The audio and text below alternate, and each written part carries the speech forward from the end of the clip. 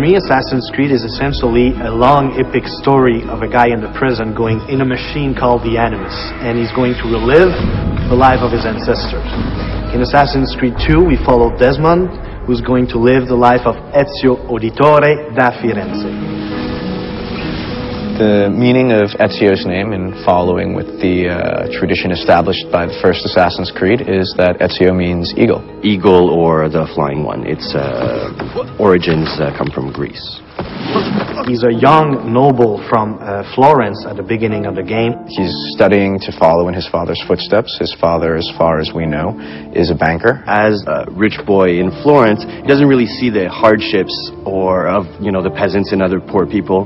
And it doesn't really affect him either. He's more of a carefree guy. He does what he has to do. He's got lots of money. He's got lots of friends. And in regards to the women, he's very charming. He always says the right thing. The right thing to surprise them, to stand out of the crowd. And that's why they have a really hard time resisting to his charms. Ezio is a typical Italian nobleman in many ways. He's a fiery, violent, proud personality. He's terribly proud of his family. He deals with noble people and with peasants in a very polite and courteous way, even if he's about to stick a hidden blade in your skull, right? He has a very strange talent that his father is aware of, which is the eagle vision from the first game. Nobody really knows how come he has that, but we sort of find out in the game.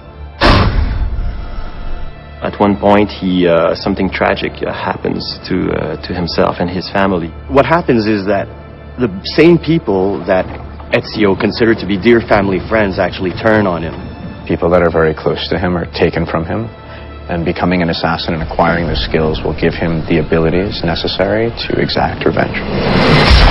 When you're used to just living free and living without a worry in the world, and all of a sudden the entire Florentine army is looking for you, and you have to protect your mother, you have to protect your sister, and you have to defend yourself, changes everything in his life.